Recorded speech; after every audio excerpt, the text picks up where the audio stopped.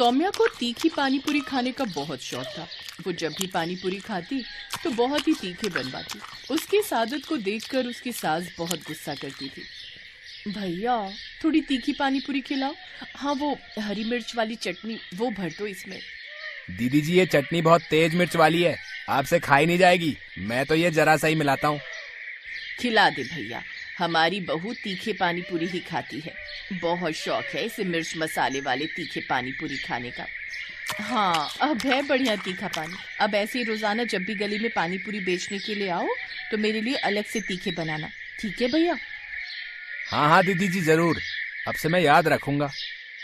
धीरे धीरे ये बात सबको पता चल गई कि सौम्या को सचमुच हद से भी ज्यादा तीखे पानी पूरी खाने का शौक है। एक दिन सौम्या एक फंक्शन में गई।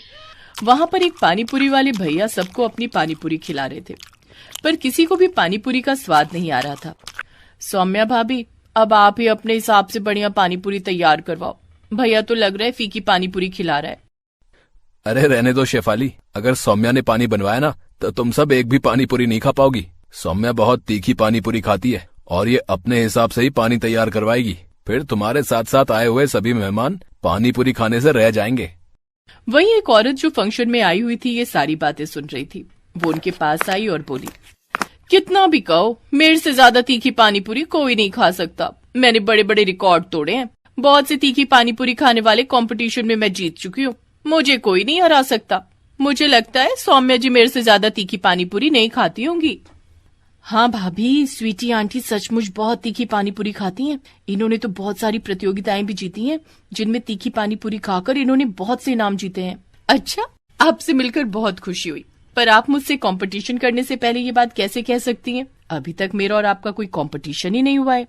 तो कर लेते हैं कंपटीशन। वो तो मैं ही जीतूंगी, परिणाम भी मैं तय करूंगी और पानी पूरी का पानी भी मैं ही बनवाऊंगी सबसे तीखा। ठीक है, आप बड़ी हैं, मुझे आपकी शर्त मंजूर है। अगले हफ्ते सोमवार के दिन हम कंपटीशन रख लेते हैं और जीतने वाले को सबसे महंगा वाला स्मार्टफोन गिफ्ट होगा। वैसे भी मैं लेटेस्ट स्मार्टफोन लेने ही वाली थी। सोच रही हूँ इनाम में मिल जाएगा तो मेरे पैसे बच जाएंगे। ठीक है आंटी जी, अब प्रतियोगिता में ही मिलते हैं। सौम्या स्वीटी आंटी से प्रतियोगिता के लिए हाँ कहकर घर आ जाती है, पर उसकी सास उस पर गुस्सा करने लगती है। बहू, अगर तुम प्रतियोगिता में हार गई तो तुम जानती हो तुम्हारा फालतू का नुकसान हो जाएगा। इतना महंगा स्मार्टफोन उसे मुफ्त में दे दोगी। तभी तो मैंने इस प्रतियोगिता के लिए हाँ की है। मेरा भी मन है कि मैं एक बढ़िया नया फोन लूं। अब मैं तुमसे कब से कह रही थी कि मुझे स्मार्टफोन दिलवा दो, तुमने तो दिलवाया नहीं। मैंने सोचा मैं खुद ही ले लेती हूँ, और अब जब सामने से ऑफर आ रहा हो तो भला मैं मना कैसे करती। और माँ जी, क्या आपको अपनी बहू पर विश्वास नहीं है? आपको पता है ना मैं कितनी तीखी पानी पूरी खाती हूँ। ये प्रतियोगिता तो मैं ही जीतूंगी, बस आप मुझे अपना आशीर्वाद दो। सौम्या प्रतियोगिता के लिए तैयार थी। वो अपनी सास और पति नीरज के साथ सोमवार के दिन एक रेस्टोरेंट में पहुंचती है। वहीं स्वीटी भी अपनी कुछ सहेलियों के साथ वहां पहुंच चुकी थी। स्वीटी और सौम्या तीखे पानी पूरी खाने की प्रतियोगिता शुरू करती हैं। स्वीटी को लग रहा था कि उसने पानी इतना ज्यादा तीखा बनाया है कि सौम्या एक भी पानी पूरी नहीं खा पाएगी। पर ये क्या, सौम्या तो झटपट सारे पानी पूरी खाती जा रही थी। आपको नहीं पता कि आज आपने किससे पंगा ले लिया। ये मेरी बहू है, सबसे ज्यादा तीखे पानी पूरी खाने वाली बहू। मेरी बहू का इनाम तैयार रखना।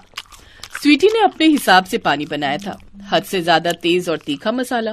कुछ ही देर में स्वीटी की तो आंख और कान से धुआं निकलने लगा। पर ये क्या, सौम्या तो पानी पूरी खाना रोक ही नहीं रही थी और आखिरकार सौम्या तीखे पानी पूरी खाने की प्रतियोगिता को जीत जाती है। मजा आ गया, इतने चटपटे तीखे पानी पूरी थे ना। कमाल का पानी बनाया था आपने स्वीटी आंटी। वैसे मेरा लेटेस्ट फोन जो इनाम में मुझे मिलने वाला है, उसके आप मुझे पैसे ट्रांसफर करेंगी या खुद खरीद कर देंगी? तुम पसंद कर लेना, मैं पैसे दे दूंगी। Okay, no problem. नीरज में सोच रही थी, आप ऑनलाइन बोल रहे थे ना वो लेटेस्ट आया एक फोन, हम वही ले लेते हैं। आंटी जी मुझे अकाउंट में पैसे दे देंगी। सौम्या की बात सुनकर उसकी सास और पति दोनों उसके साथ हंस देते हैं।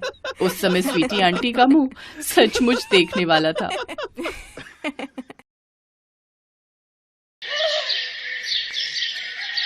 सुमन दिल्ली में रहती थी। उसके पापा चाट का ठेला लगाते थे। सुमन भी इस काम में अपने पापा का साथ देती थी। पापा ये लो, सारे गोलगप्पे भी तैयार हो गए और पानी भी बना दिया। बस मीठी चटनी आप बना लो, मैंने हरी चटनी बना दी है। सुमन बिटिया, सारा काम तो तूने ही कर दिया। तू तो मेरी आदत खराब कर रही है बेटी। कुछ दिनों में तू ससुराल चली जाएगी तो तेरे बिना काम में बिल्कुल मन नहीं लगेगा। तेरी बहुत कमी खलेगी बिटिया। बस रो दिए। सुमन, अब तू ही अपने पापा को संभाल। थोड़ी थोड़ी देर में मन भारी कर लेते हैं। पापा, मैं आपको छोड़कर कहीं नहीं जाऊंगी। मुझे ये शादी नहीं करनी। मैं भी आपके और माँ के बिना नहीं रह पाऊंगी पापा। नहीं बिटिया, ऐसे नहीं कहते। बेटियों को अपने ससुराल जाना ही होता है। केशव बहुत अच्छा लड़का है, तो ससुराल में बहुत खुश रहेगी। सुमन की शादी सूरत में तय हो गई थी। 1 महीने बाद सुमन की शादी थी, इसीलिए सुमन अपने माता पिता से दूर दूसरे शहर जाते थोड़ा उदास थी। सुमन बड़ी थी और एक छोटा भाई था जो अभी पढ़ रहा था। धीरे धीरे 1 महीना बीत गया और सुमन की शादी का दिन आ गया।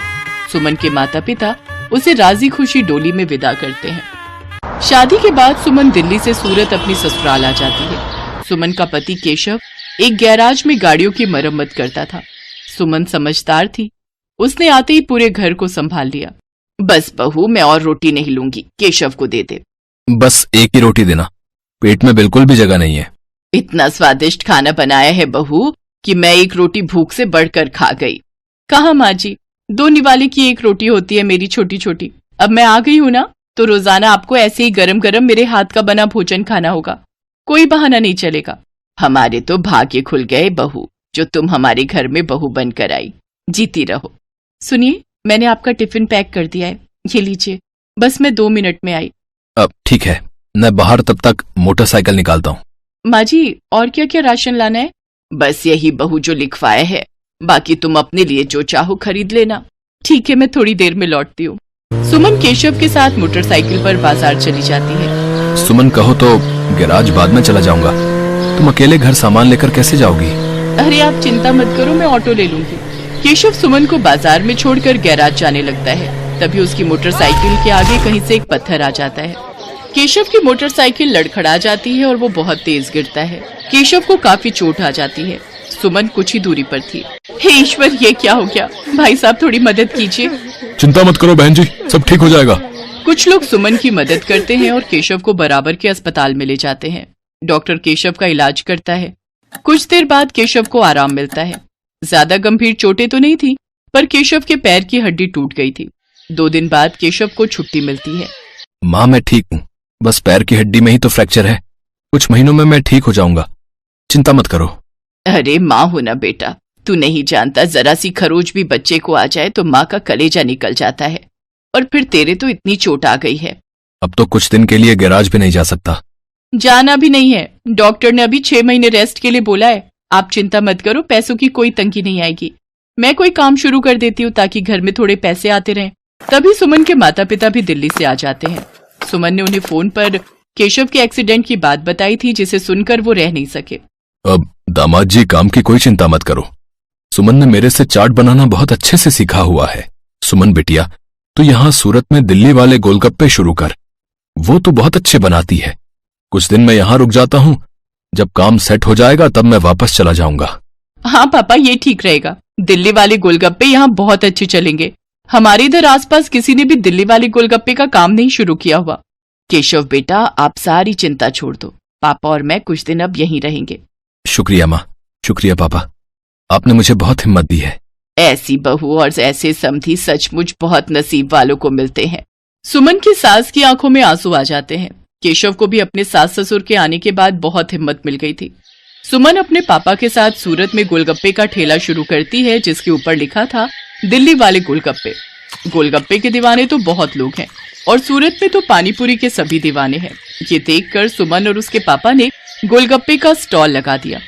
उनके बने गोलगप्पे बहुत पसंद किए जाने लगे। सुमन बिटिया, मुझे पता है अब तुम काम अकेले संभाल लोगी। अब हमें चलना चाहिए। सूरज भी अपनी बुआ के घर बहुत दिन से रुका हुआ है। वो उन पर बोल रहा था कि हमारे बिना उदास हो रहा है। हाँ पापा, सूरज बहुत दिन अकेला रुक गया और आपको दिल्ली का भी तो काम संभालना है, वो भी बहुत दिनों से बंद पड़ा है। अब तो मैं सब कुछ संभाल लूंगी, आप मेरी चिंता मत करो। सुमन के माता पिता वापस दिल्ली लौट जाते हैं। उन्हें आए हुए भी बहुत समय हो गया था। अब सुमन अकेली रोजाना गोलगप्पे का ठेला लगाने लगी। वो रोजाना सुबह उठकर गोलगप्पे और बाकी का सामान तैयार करती और बाजार निकलती। कुछ भी कहो सुमन दीदी, आपके गोलगप्पे का जवाब नहीं है। हम सारी सहेलियां रोजाना शाम को स्पेशली मार्केट आपके गोलगप्पे खाने के लिए आती हैं। हाँ सुमन दीदी, ये तो सच है, बहुत टेस्टी गोलगप्पे होते हैं आपके, साथ में खट्टा मीठा पानी बहुत बढ़िया बनाती हो आप।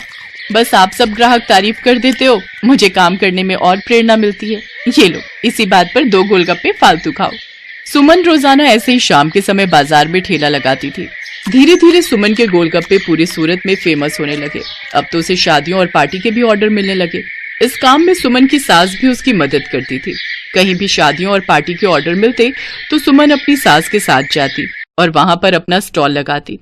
स्टॉल पर दिल्ली वाले गोलगप्पे लिखा देखकर लोगों की भीड़ सबसे पहले वहीं पर टूटती थी। बहुत अच्छे पैसे कमा लिए सुमन ने। फिर एक दिन सुमन केशव और अपनी सास से बोली, सुनो, अब तो तुम्हारी तबीयत में थोड़ा सुधार हो गया है। मैं सोच रही हूँ तुम गैरेज का काम छोड़ दो, हम गोलगप्पे की एक दुकान खोल लेते हैं। अब तो हमारे पास अच्छे पैसे इकट्ठे हो गए, हम कुछ कारीगर भी रख लेंगे। सुमन, तुमने तो मेरी पूरी जिंदगी बदल दी। कहते हैं एक आदमी की सफलता में एक औरत का हाथ होता है, और तुमने तो मेरा बहुत साथ दिया है। तुम जैसा चाहती हो हम वैसा ही करेंगे। जीते रहो मेरे बच्चों। सुमन की मेहनत से सब कुछ अच्छा होने लगा। केशव और सुमन बाजार में किराए पर एक दुकान ले लेते हैं, जहां पर वो अपने साथ साथ कुछ कारीगर भी रखते हैं जो इस काम में उनकी मदद करते थे। कहते हैं परिस्थितियां तो जीवन में आती जाती रहती हैं। परिस्थितियों से डरकर नहीं बल्कि परिस्थितियों का मुकाबला करके ही जीवन को सरल बनाया जा सकता है। जो व्यक्ति संघर्षों से लड़ता है वही ऊंचे मुकाम प्राप्त करता है। जैसा सुमन ने किया, वो परेशानियों से डरी नहीं बल्कि उनसे बचने का रास्ता ढूंढा।